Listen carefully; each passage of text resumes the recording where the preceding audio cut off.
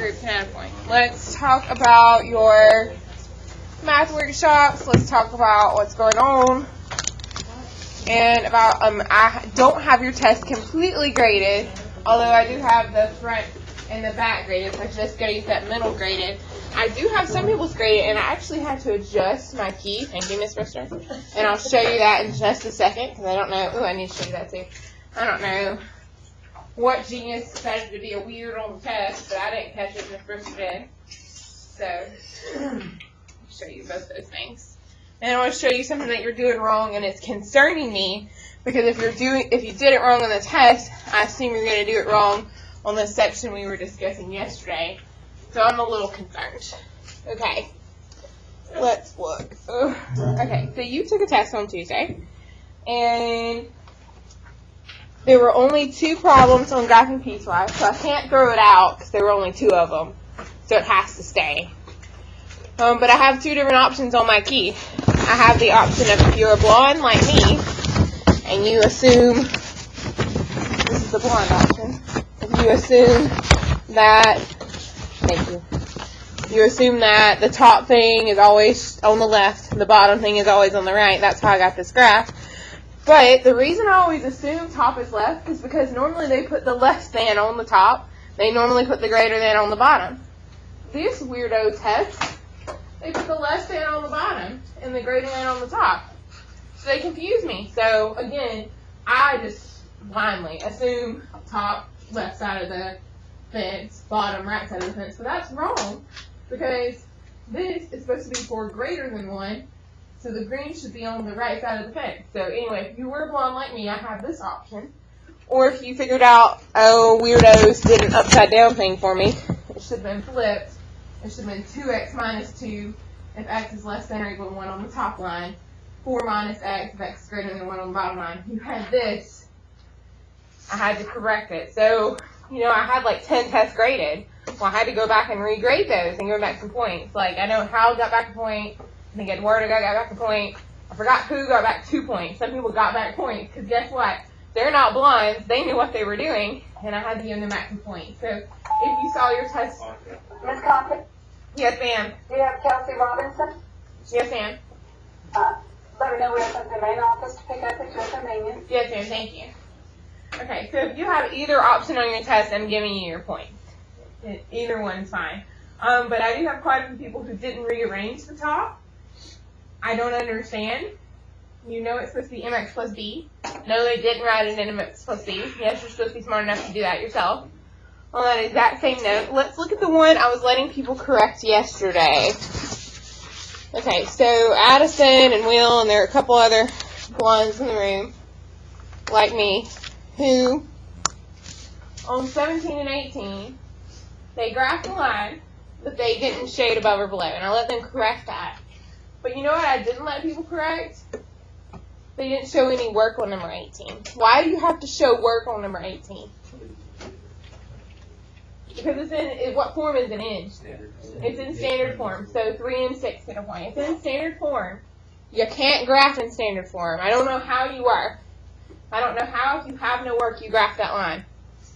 So if you didn't show any work, you didn't rearrange, and guess what? It was a trick one. So what eventually happened?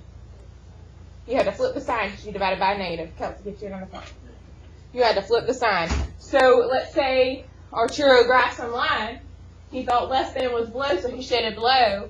He really wishes he had shown his work because he would have realized I need to flip the sign. It ended up being a greater than, and you were supposed to shade above. So again, and so yeah, I'm concerned with inequalities, and I'm concerned about if you made that mistake on the test, but I'm even more concerned because of what we were discussing yesterday, because every single problem we were discussing yesterday was in standard form. And the first thing we did was rearrange them into slope-intercept, y equals mx plus b.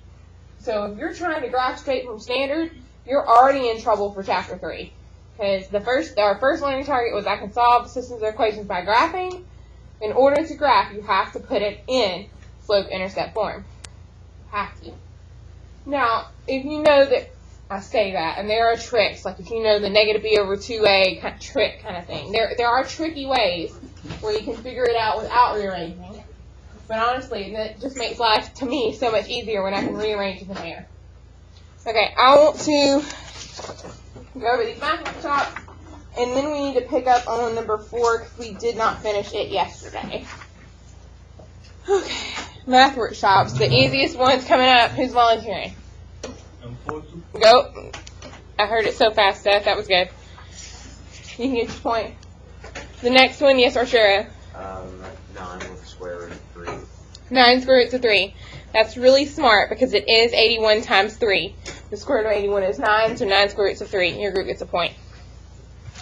605 is a little trickier. Yes, dear. Okay, so 121 times 5 is 605.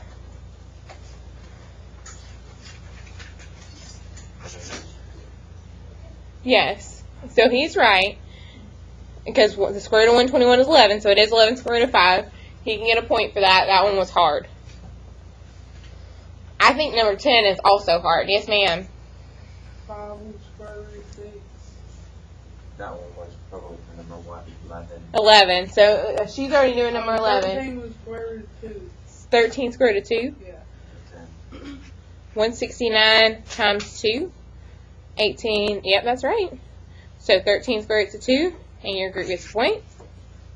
She already knows the answer to 11. Does someone else want to share the answer before I let her get another point? Go ahead, Braxton. 5 square root of 6. That's what she said as well, so I'm assuming you're on the same page, right? 25 times 6 is 150. Square root of 25 is 5, so 5 square root of 6. Perfect. And your group gets another point. Your group better be glad you're there, because otherwise we ain't getting no points today. Yes, dear. 2 square root of 6. 2 square roots of 6 for the last one, because it's 4 times 6. And the square root of 4 is 2, so 2 square roots of 6. Very good. Add another point. I'm really impressed with the groups that helped with this math workshop. 1, because we got through them quickly, and 2, because what's happening next Tuesday? Math workshop test. So we got to know what we're doing. We're not getting to hold these, so if we don't understand the concepts, we've got to get together. That math workshop test is going in that 60% category. Sorry to break your heart, but it is. Okay, let's go to your packet. Yesterday, we had some good questions, so we didn't quite finish everything we were going to finish. We learned 4 new vocab terms. Can someone tell me the 4 new vocab terms? Yes, ma'am. Consistent, inconsistent, independent, dependent. Perfect. And you're going to miss another point. Okay, I got some other free points available, though. It doesn't just have to be 2 all day. Consistent is a word I'm going to throw in for what kind of a problem? How many solutions? Eduardo? One solution. And what are the words should you throw in if there's one solution? Independent. You should throw in the word independent. We had lots of help on that one, so I'm going to save that next point. Okay, so if there's one solution, like there was on number 3, we say consistent and independent. What about when the lines are parallel? What do we say then? Inconsistent. We say inconsistent. And I heard it first from Braxton, so he can have the point. We say inconsistent because there's no solution because they never cross. And we did that on number 2. Now, I want to point something out that I don't think I did yesterday. I was being... No, it's not number 2.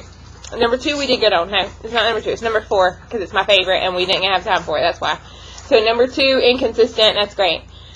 Before we go any further, again, the reason those vocab words are important is because Braxton can follow directions and he looks at the top and he sees it says not only should he solve by graphing, but in order to get his points, he must describe it using those vocab terms.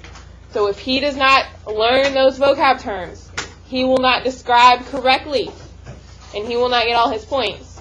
Don't you think I'm going to be mad if you have parallel lines and the word consistent? Don't you think that would make me mad? It will. It will lose you points.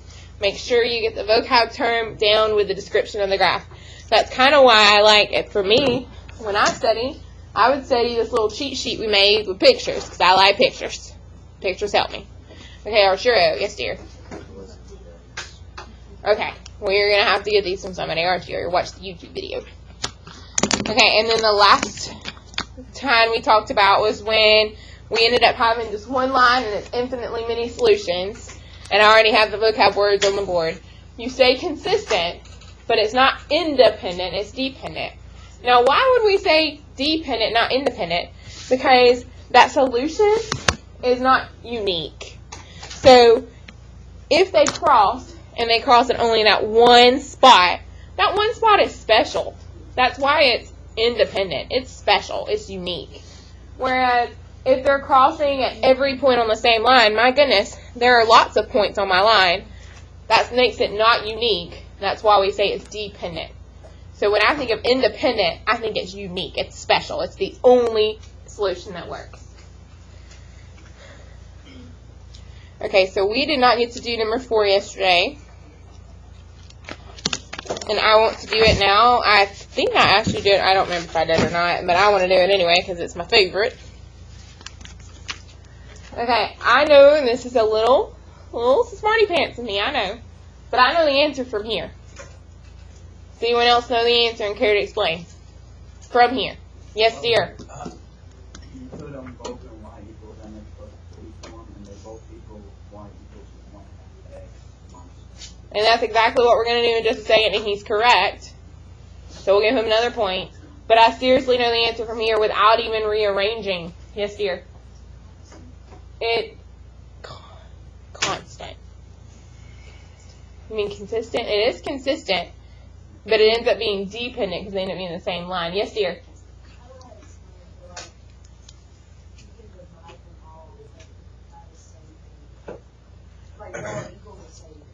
Okay, so, and Kelsey gets a point for that. One of them is a multiple of the other. They're both multiples of the same thing. So let's, for instance, if we divide that top line by 2, 4 divided by 2 is 2. So we would have 2x minus y equals 3. All I did was divide everybody on the top line by 2. What if on the bottom line, I divided everybody by 3? What would I have then? 2x minus y equals 3. Lo and behold, they're the same thing. They're multiples of each other. You know why? Because they're the same line. So if you realize from here that they're multiples of each other, like Kelsey and Braxton or somebody did, then yes, you probably need to keep going and graph because the directions did say graph. But at least Hal knows at the end I'm supposed to only get one line, so I've messed up if I get 2 different lines. What did you flip them? Wouldn't you flip them? Oh, no. Okay, so I'm going to keep going and do it the way that Braxton suggested. So if we move the 4x to the other side with the top equation, we would have negative 2y equals negative 4x plus 6. If I divide by negative 2, I would have y equals 2x minus 3.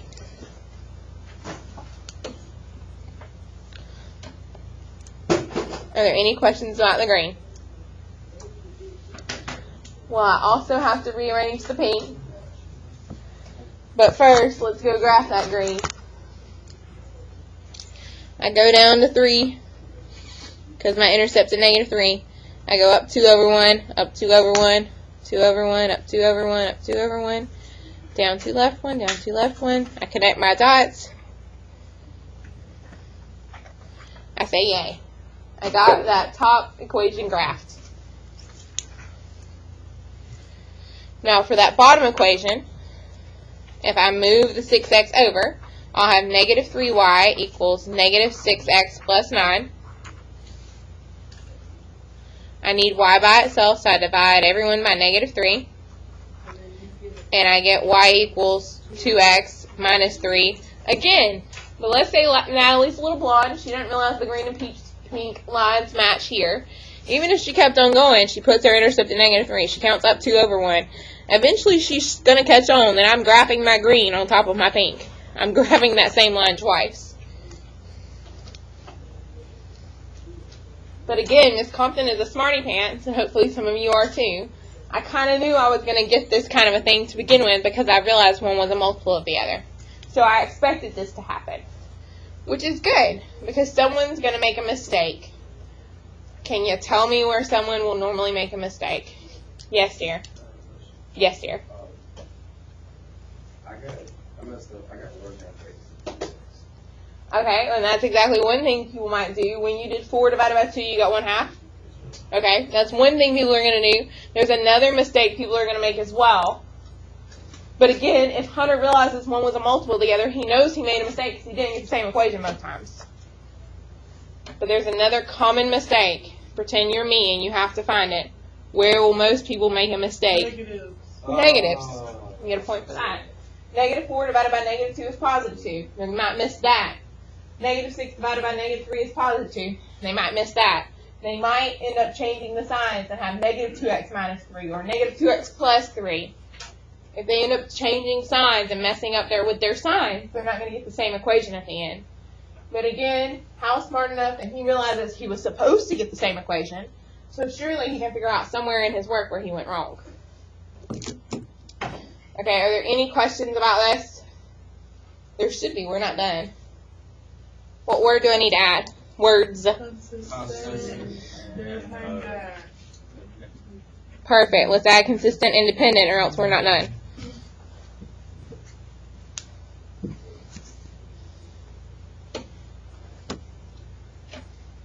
Okay, well that's still yesterday's problem. Today we weren't even supposed to be graphing. Today we were supposed to be using something called substitution. Now, sadly in life, and on the test, the directions tell you, solve by graphing, solve by substitution. They tell you what to do. But to be honest, when I get to choose, if it's in standard form, I'm not going to choose graphing. And furthermore, if it's in standard form, I'm not going to choose substitution. Anytime I see 2 equations in standard form, I'm going to do the third option of elimination. But I like elimination, so that's me. Okay, can someone play football, or soccer, or some other sport? I don't know. Yeah, that any sport has this happen. Can someone explain what a substitution is? Yep. Explain it. Player comes in and takes another player out. Okay, does he run the same position that the other player had? Yep. Well, that's exactly what we're going to do. We're going to substitute in somebody for somebody else. That's what substitution is. We're going to replace someone with someone else. They're going to take that person's job. But that does the exact same thing. Yeah. Now, subproblems are set up for substitution. This top one is because we have x equals negative 5y plus 3. So everywhere I see x in my second equation, I can substitute in what x is equal to. So x's replacement is negative 5y plus 3. So my second equation was 3x minus 2y equals negative 8. But I'm taking x out. X needs to come out of the game. Instead of putting in x, I'm going to put in negative 5y plus 3. So everywhere I see an x, I'm going to put negative 5y plus 3.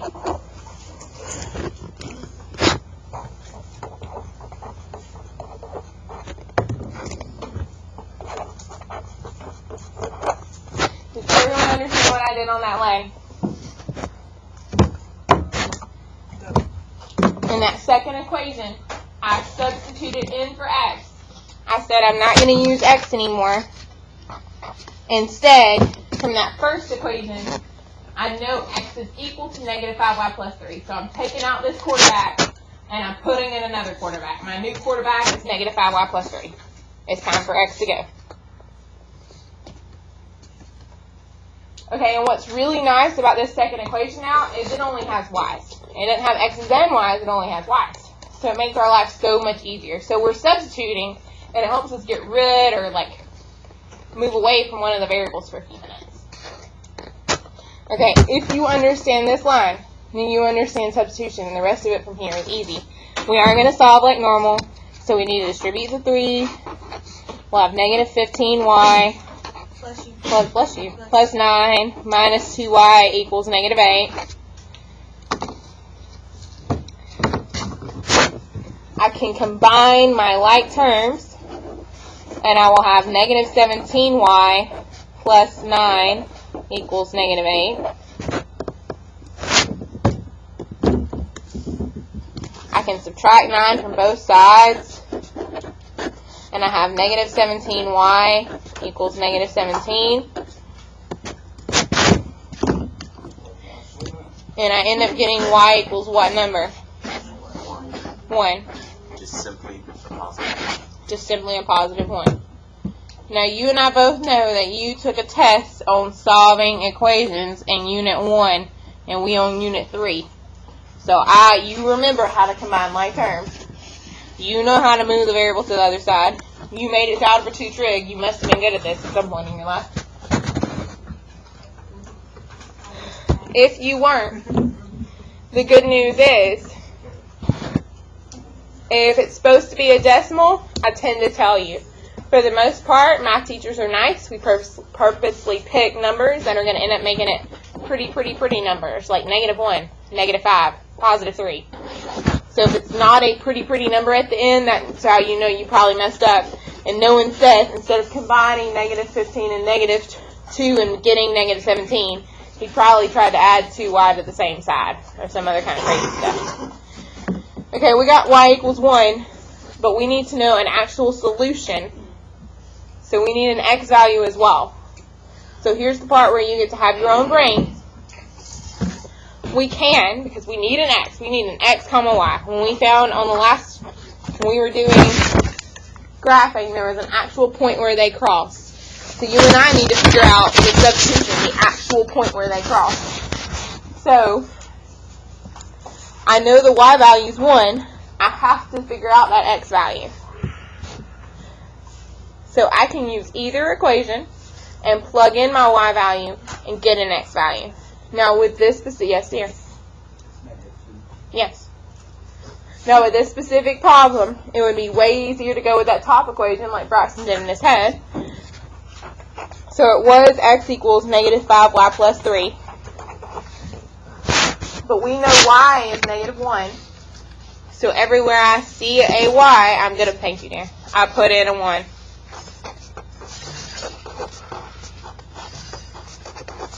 -5 plus 3 is 2. So my solution is 2, 1. So let's go back over this again.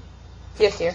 I hate to interrupt your question. You can, Deanna. Is it -2? It is. God bless you. Kiana's group gets a point even though she's not in the class.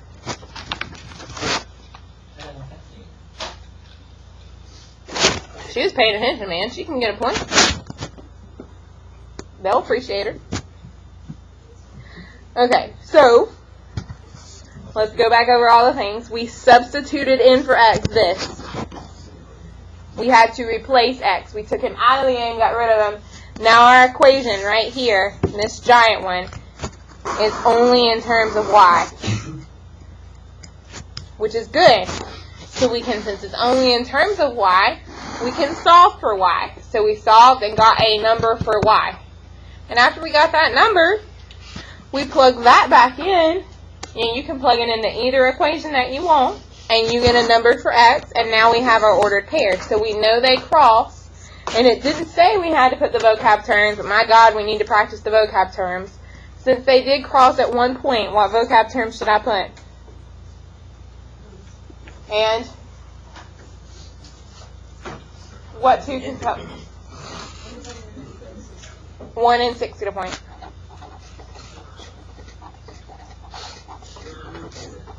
It didn't say we had to, but it's good practice.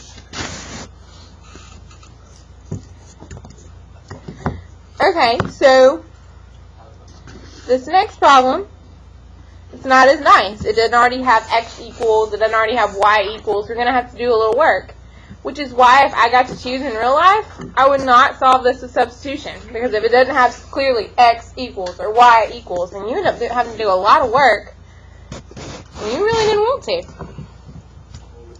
Okay, that bottom equation says x plus y equals -12. I think I'm going to solve for y this time, and I'm going to get y equals -x minus 12. So I took that bottom equation, I rearranged it and solved for a variable, and now that I know y is equal to -x minus 12, everywhere in that top equation that I see a y, it used to be 2x minus 3y equals 6. But you and I just saw for y. Y is the same as negative x minus 12. We're going to substitute out y and substitute in negative x minus 12. So if we plug in negative x minus 12, we're happy because now we have this giant equation, and yeah, it's going to take us a second to solve. But yay, this equation is only in terms of x's. There are no y's. So we can solve this and get a value for x. So if we distribute our negative 3, we'll have 2x plus 3x. Negative 3 times negative 12 is positive 36 equals 6. Are there any questions about the green or the blue? Now, I could have done this whole problem different. I could have solved for x. I decided to solve for y. That way you don't think we always solve for x. We don't. But regardless, if you got one variable by itself in one of the equations, which we did, you then take it to the other equation and substitute it in. So instead of using y, I use negative x minus 12. So if we really had to think it through, yes, 5x plus 36, yes, keep going. So if we really had to think it through, I solved on equation 2, and then I took what I learned from 2 and plugged it into equation 1. Some people make the mistake and try to plug it in the same equation, which seems a little crazy to me, but it happens. Okay, Natalie was solving 5x equals negative 30.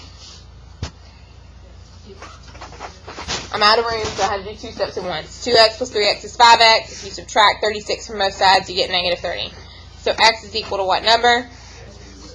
Okay, we get negative 6, and that's great. We still have to plug it back into one of these two equations at the top to get a value for y. The easier equation looks like the bottom one because it's just got x plus y equals negative 12. It was x plus y equals negative 12. But you and I just found out that x is actually negative 6. So I'm going to say negative 6 plus y equals negative 12. I add 6 to both sides, I get y equals negative 6. So my point is devilish. It's negative 6, negative 6. And if I had to put some vocab terms with it, I would say, and dependent. Hunter, did you say dependent or independent? Dependent would be if they were the same line, or they're the same, like if they were, and they're not, they crossed at a point. So we got to put independent. Okay. So this looks a little like a hot mess, so I have to justify it with myself. We took that second equation, rearranged it in terms of y. We went to that first equation. Everywhere we saw a y, we substituted in that negative x minus 12. We solved, we got x equals negative 6. And then you get to pick which equation should I plug it into. It doesn't matter. I went with the bottom one because it looked a little easier to deal with. So it used to be x plus y equals negative 12, but we got x was negative 6. I plug in my negative 6. I add 6 to both sides. I end up getting y equals negative 6. Miss Brister's still looking confused at me, so something went wrong. When you changed it and it's y is equal to negative x minus 12, you can plug in that negative 6 there too and go ahead and get y. Yes, you could do that too. Or you could go to the top equations. There are lots of different places where you could go plug it in at. Miss Brister is correct. You could have plugged it in after we had rearranged it. You could have plugged it in right here. That's where she went. She thought if I plug it in here, negative 6 ends up being positive 6 minus 12. It still ends up being negative 6. Doesn't matter where Hal plugs it in. If he solves correctly, he's going to get the same point as me regardless. Okay, so these were great because they had a set solution. You realize eventually there could be no solution or infinitely many, so that's what I assume is going to happen on our third or fourth example. Let's go to number 3. I already know the answer on number 3.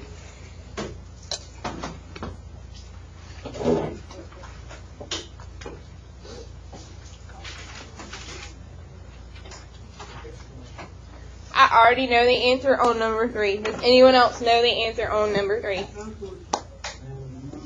Yes, dear. Consistent and independent? Dependent. I'm thinking they're the same line. So I would put consistent and independent. Why are they the same line? And I said that, so. Because. What? Why are they the same line? How do we know? How do we know? They are multiples of each. Did you tell her that? Okay, they are multiples of each other. Okay, so this line, and I'm going to write it up here at the top because it's not actually going to help us solve the problem. It's just me thinking out loud.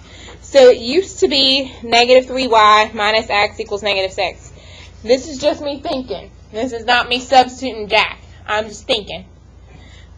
If I multiplied everybody by 3, by negative 3, I would get positive 9y, positive 3x, positive equals positive 18.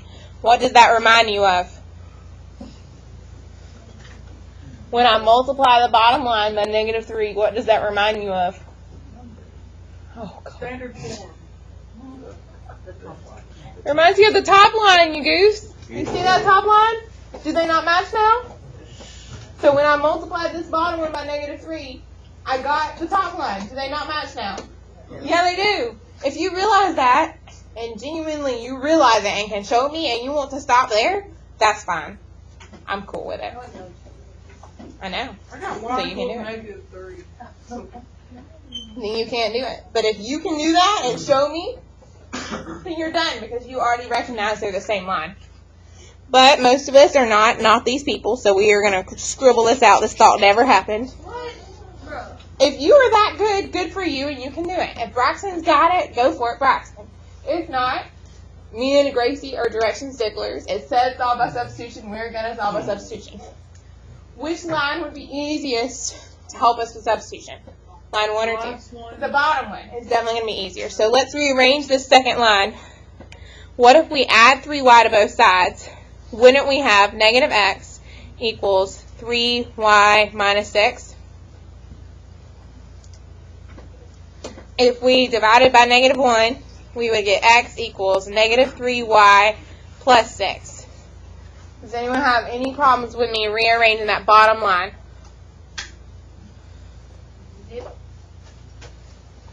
I added 3y to both sides.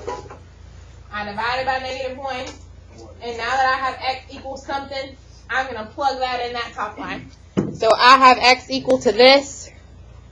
So everywhere in that top line that I see an x, I'm going to plug in that instead. So it used to be 9y plus 3x equals 18. But you and I just found out x can be substituted in for. We can substitute in, instead of x, we can substitute in negative 3y plus 6. So I can have 9y plus 3, but instead of x, I'm using his substitution. Negative 3y plus 6, and that equals 218.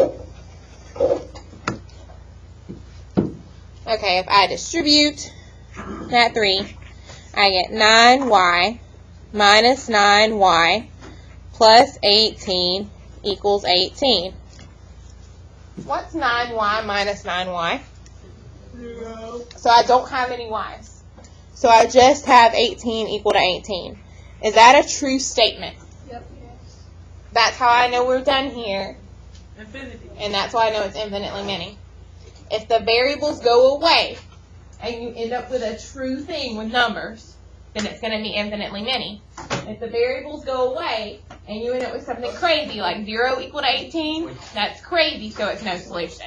So I knew from here, yes, it is going to be infinitely many. So we picked the right vocab terms.